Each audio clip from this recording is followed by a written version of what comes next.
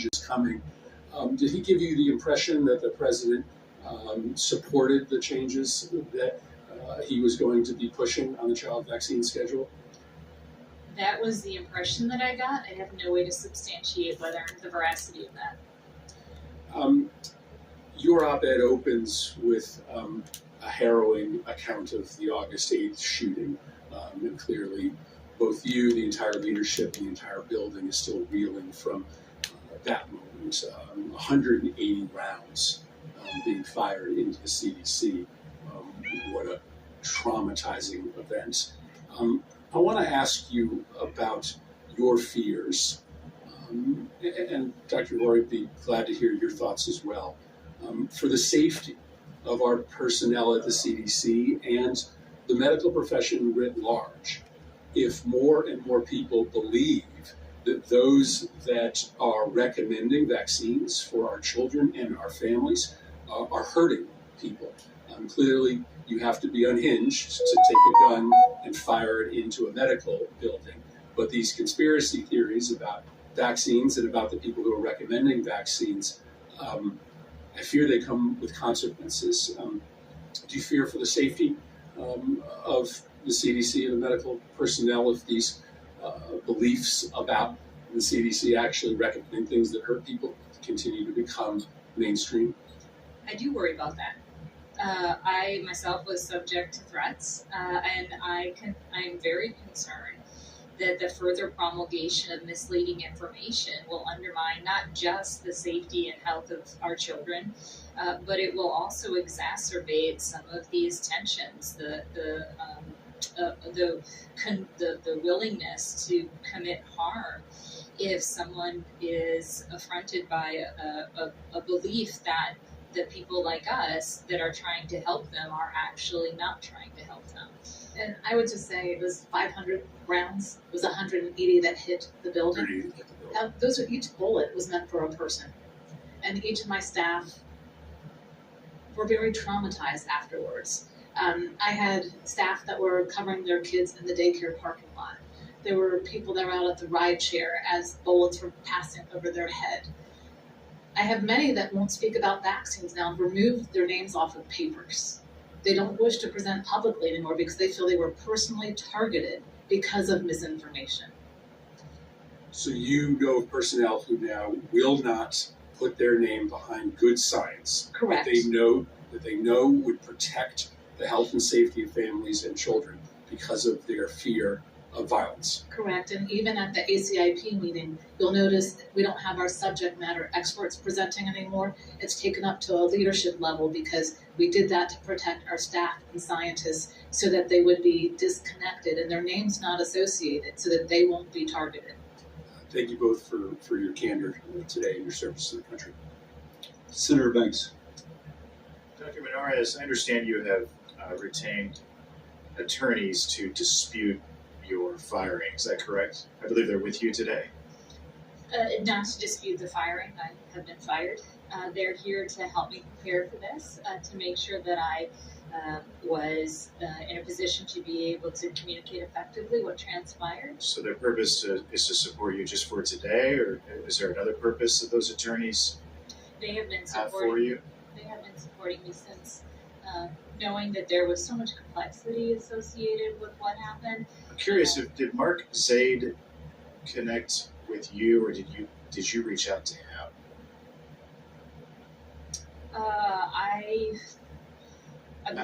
How did you connect with him? I was given his contact information. He didn't contact you? I don't actually recall. You just said a moment ago that you were given his contact information. Who gave you his contact information? I received it from a number of different individuals. I think with my termination being as abrupt as it was, people were concerned about the support structures that I would need to be able to make sure that I understood. I just want to make this clear. He didn't reach out to you. You were given his number and you reached out to him. Is that correct? That's what you just said. Is that? I believe that is correct, although I don't have perfect. I'm going to ask one more time. He didn't reach out to you. I don't believe he reached out to me. Of the thousands of lawyers that you could hire to help you through this process, why Mark Zaid?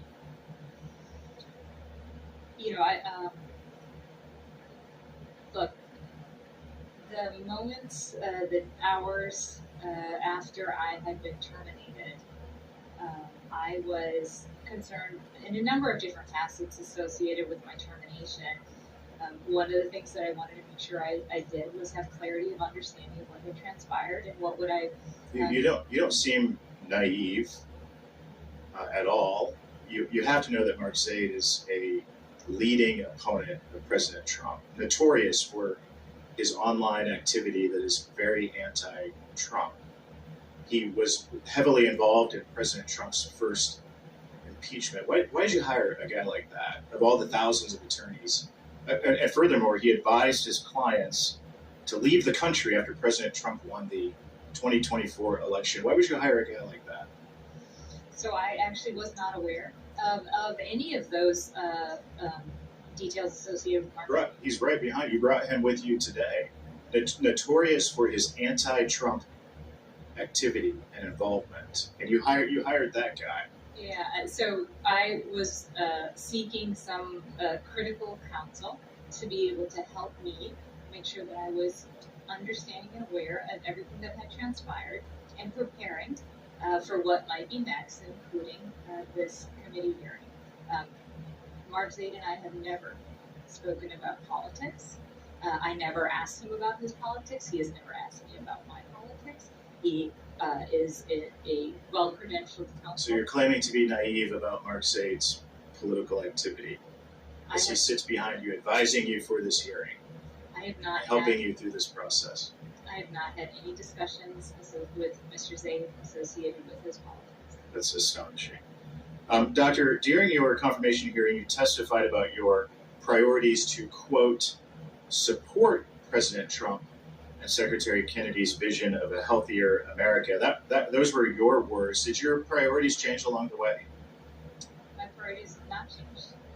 And when you were serving as acting CDC director and then nominated and confirmed, you obviously understood President Trump and Secretary Kennedy's priorities, the MAHA priorities. You obviously understood those. What changed along the way? The only thing that changed was the demands that I compromise my integrity. I still support that we need to make our children healthier. I still support that we need to do all of the things I had. You determined along the way that you weren't aligned with President Trump and Secretary Kennedy. I did not. Okay. I did not. The only Tell us more about the conversation that you had with Secretary Kennedy about your trustworthiness. Yep, he had become so. Three things had happened. And you denied to Senator Tuberville that you yourself told Secretary Kennedy that you are untrustworthy. I did not say. How did you say that? He asked me. So look, that morning, I had been clear that I was not going to fire scientists. That I was not going to commit to pre-approving vaccine recommendations without data and science. I had been very alarmed at the demands, and I had reached out as part of what I understood my obligations to communicate that to this committee. The secretary became aware of that, and in the context of those activities, he told me he could not trust me. I told him that if he could not trust me, he could fire me. That's all I got. I yield back. Next is Senator Aguilar. Thank you, Mr. Chair. Thank both of you for being here today and for your service. The time was really valuable. Let me ask you a rhetorical question. Secretary Kennedy told our colleagues on the Finance Committee about vaccine access. He said, most Americans are going to be able to get it from their pharmacy for free. Everybody can get it. But that's not true, is it? My mom lives in Virginia, and she was unable to get it. Great. I mean, I realize with you out of office, you don't have access to those informations, but about half of all American kids get free vaccines through the Vaccines for Children program. This is now at a standstill, waiting for guidance from the CDC. States like Colorado are trying to lead by issuing separate guidance for their states about vaccine access. Obviously, that's a lot of friction, confusion. Many insurance plans defer to federal recommendations to determine coverage of vaccines, leaving many families with bills that can range into the hundreds of dollars just for vaccines. And pharmacies across the country, from the confusion, they're not sure if they can administer the vaccine or even if they have it in stock. So I think we've got a real problem to navigate, that we've got to be able to look at it. Dr. Linares, during your tenure as CDC director, your short-lived tenure, you tried to implement guardrails to reinforce the Advisory Committee on Immunization Practices, or ACIP. Given the Secretary's actions, do you still agree that we need those guardrails? Yeah, what I was trying to implement was what I had testified here on June 25th is transparency, accountability, and integrity to the processes. And what I had proposed was a transparency measure such that any information that was going to be used by the ACIP in a deliberative manner be made available to the public 6 weeks in advance of the ACIP meeting. A sufficient time that scientists, public health practitioners, and others would be able to see the information, see the data, and then watch the ACIP meeting, understand how that evidence was used to support the decisions, the recommendations that were coming forward. And then I proposed that perhaps we would have a back-end transparency period of time where if there was new information that had been introduced or the way that the information was contextualized at the ACIP meeting, that we would have a second public comment period so that if there was additional... I understand why you have that. Yeah. And obviously, those guardrails will still be needed. Is this something Congress should work on? I can ask both of you that. I would highly encourage all of us, whether it's congressional action or others, to make sure that we do have the appropriate transparency and accountability measures. The ACIP deliberations are critically important and they impact real lives. And so the more that we can do to ensure that we are achieving radical transparency, accountability, and evidence-based decision-making, I would highly encourage it. And FACA does have provisions, the Federal Advisory Committee Act, and so I do think this is the perfect opportunity for Congress to ensure that CDC is following those processes. Those processes are there for a reason, to ensure that there's transparency, gold standard science, and that the public has the opportunity to engage. Right. Transparency becomes one of the keys. We're talking about trust here. Yes. And without transparency, you're never going to have trust in Correct. the modern world. In terms of pandemic preparedness, and Dr. Howard, I'll talk to you, and I love seeing where you did your training in Denver, Colorado, Denver Health, which is my medical provider, just so we're completely clear. I thought you meant Tulane, but that's okay. Love both. I want my 9 seconds back. Dr. Howard, given the layoffs, somewhere in the process of over 2,000 employees have been fired or attempted to be fired. In your testimony, you mentioned the CDC has seen a 60% decrease in flu samples and a 70% decrease in COVID samples. That's alarming. That's striking to me. What's the reduction? What's that attributed to? So a lot of that is attributed to withdrawing from the World Health Organization. Many countries don't view us as the same level of partner. That's something that can be overcome, but it takes leadership to really proactively reestablish those partnerships so that we're not flying blind. We know what pathogens are out there. Right. I'll just leave a question. What keeps you up at night? What keeps you both up at night? Very concisely. The next outbreak, and I don't think that we'll be prepared. I'm concerned about the future of CDC and public health in our country. Given what I have seen, if we continue down this path, we are not prepared, not just for pandemics, but for preventing chronic health disease, and we're going to see kids dying of vaccine-preventable diseases. Thank you both very much. Appreciate it. Yield back to the chair. Senator Murray. Moody, I'm sorry. Thank you, Mr. Chairman. Thank you for being here. My mic's on. Maybe I wasn't speaking loud enough. I have to say I'm a new senator here, so this is all very troubling to me. But I'm really shocked. Most people come and introduce their families. I'm really shocked that we have behind you anti-Trump lawyers that you've invited. Do you want to introduce your lawyers that you brought with you today? I'm just noticing that they're aiding with your testimony. They keep handing you notes and whispering in your ears. So I figured you should probably, for the record, put their names in record. My lawyers have been publicly associated with me already.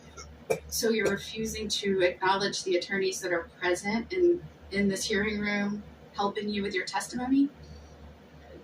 The attorneys that I have been. I mean, I've been in the legal world for a long time, and attorneys generally aren't shy about stating appearances and saying when they're here helping clients. So is there some reason you don't want to introduce the senators to the lawyers that are here?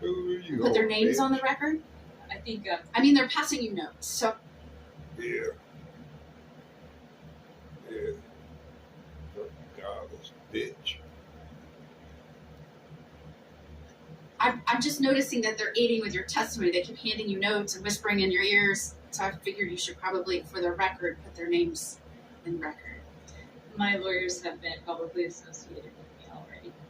So you're refusing to acknowledge the attorneys that are present in this hearing room helping you with your testimony? The attorneys that I have been. I mean, I've been in the legal world for a long time, and attorneys generally aren't shy about stating appearances and saying when they're here helping clients. So is there some reason you don't want to introduce the senators to the lawyers that are here and put their names on the record? I think. I mean, they're passing you notes, so I think it's fair for the record to know who's passing you notes while you testify. And I really didn't mean that trying to be adversarial here. I just think for the record, it's probably good to know who's passing notes and whispering in your ear. I think my. Who's whispering in yours, bitch?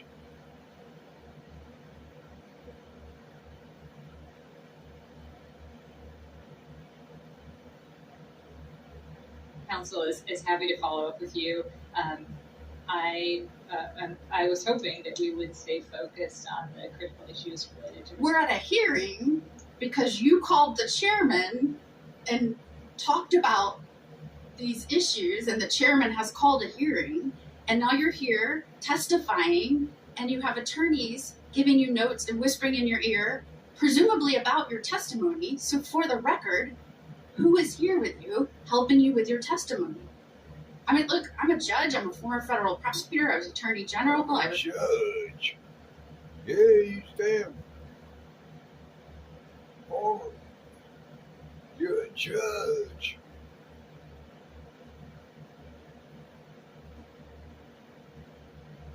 The lawyer. This is not an abnormal thing. Yeah, my attorneys have been publicly associated with me. What attorneys are here with you at this hearing, assisting with your testimony and whispering in your ear? Please state their names for the record. My two attorneys that are in the room would be happy to follow up with you after the discussion. So, Mr. Chairman, I would like the record to reflect that you have called a hearing of two people who have hired anti-Trump lawyers. When did you hire them? I sought their counsel, I believe on the day, on or before the day I was fired. And is now refusing, now that they're in the courtroom and helping with testimony and passing notes on what. Now they're in the courtroom. It's a courtroom. Say refusing to give their names to those of us that may not know their names. I mean, is there a reason you don't want to give their names? Are you afraid that it's going to come unraveled, that you have this whole network of people that's trying to embarrass the president or go after the president, and now you are joining this group? I mean, why don't you want to give their names? Their names have been publicly associated with them. They issued public remarks early on. After. Well, let me ask your colleague. I've noticed they've also been giving you notes too and whispering to you. Will you state their names? So their names are Abby Lowell and Mark Zaid. That wasn't too hard. Thank you very much. I appreciate it.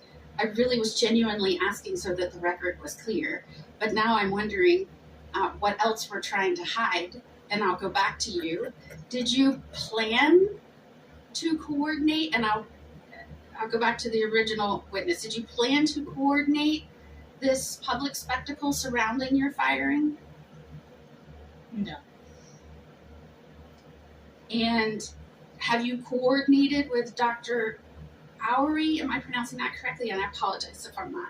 Did you coordinate with her or anyone else that you worked with surrounding your leaving? I did not coordinate with anyone surrounding my leaving. I was terminated abruptly. So you had no advance plan to write an op-ed, do a public hearing. I noticed that you immediately called our chairman. I committed during my confirmation process several elements, including integrity, transparency, working with Congress.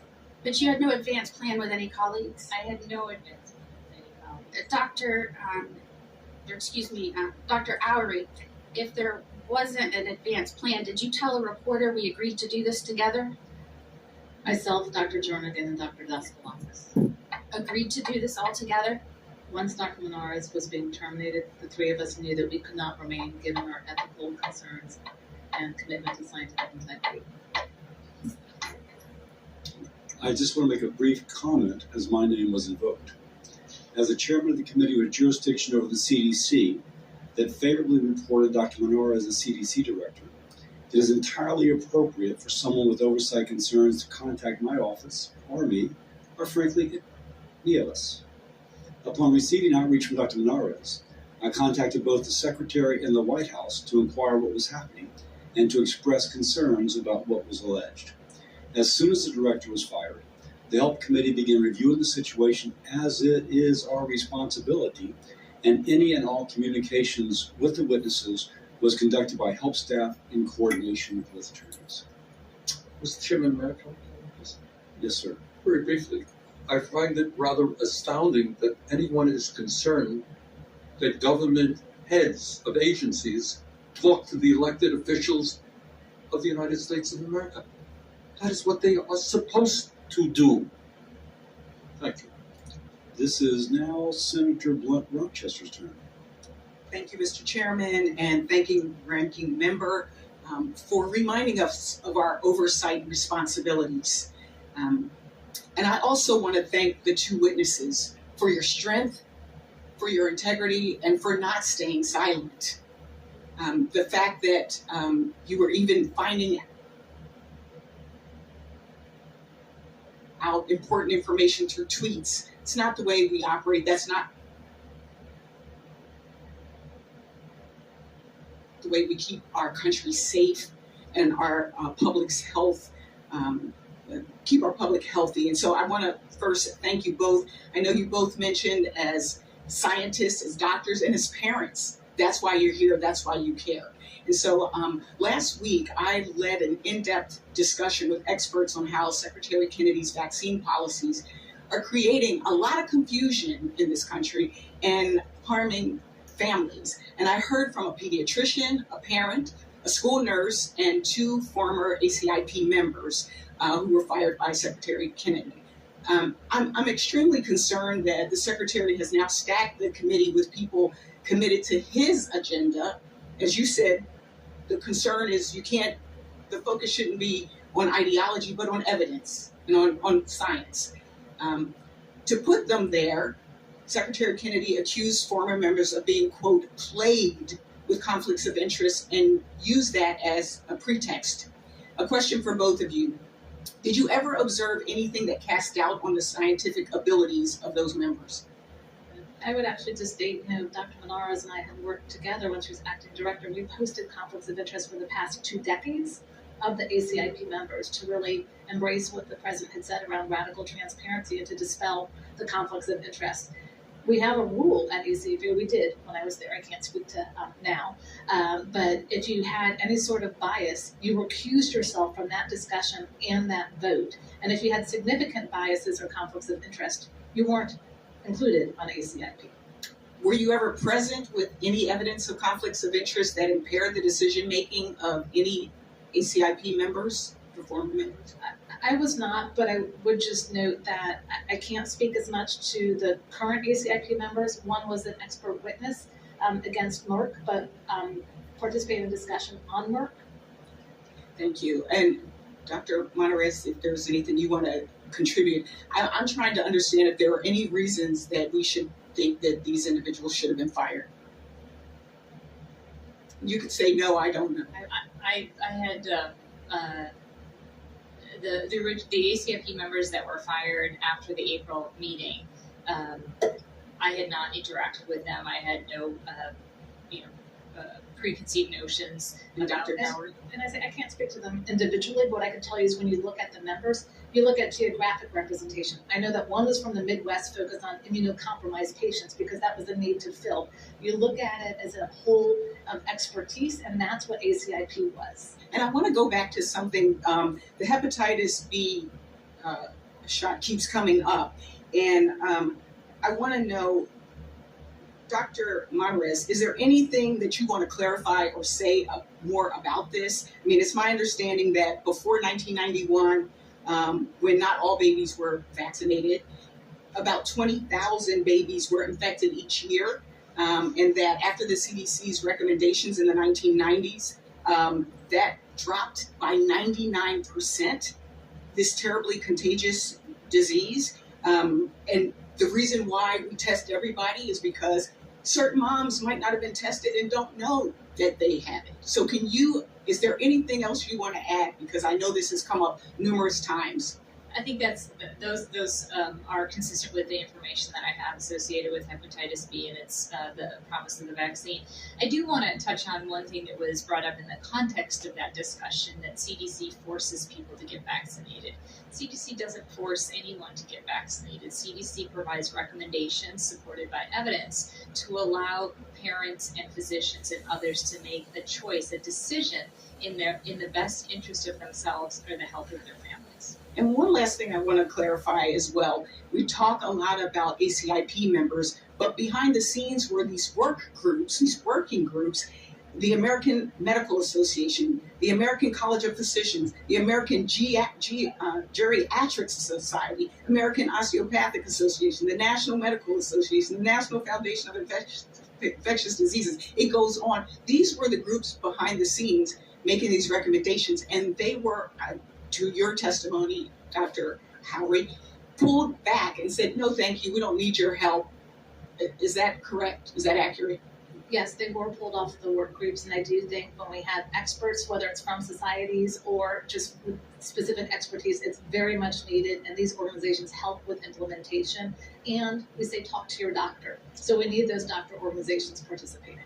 As a grandmother and a mom, I just want to say thank you for the work that you do and have done. And these are unsung heroes, people behind the scenes, just like those thousands of CDC employees, those who are fired and those who remain and still need our support. Thank you, and I yield back.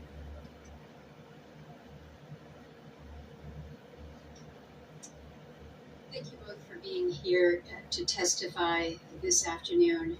I think it was you, Dr. Monarez, you made the comment in your testimony that this is about the future of the trust in public health. And I really feel that's where we are today. There's been a lot of, I don't want to call it he said, she said, back and forth, but there's been a lot that folks have tried to drill down on exactly your comments and exactly Secretary Kennedy's. And you also made the point that this is not about you. It's about trust in our public health institutions, because that's what I'm worried most about. I don't know you other than the few times that we've had an opportunity to visit.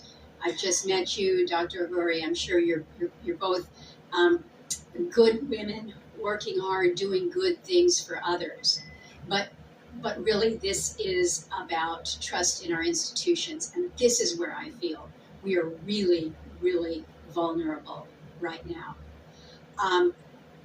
We've all been back and forth with these votes, and so I don't want to try to ask many of the same questions that have been asked. But we have a structure within the CDC. Career public health officials, they provide the institutional knowledge, the scientific expertise, and very often continuity between administrations. I think, Dr. Huri, you said you had worked across 6 different administrations.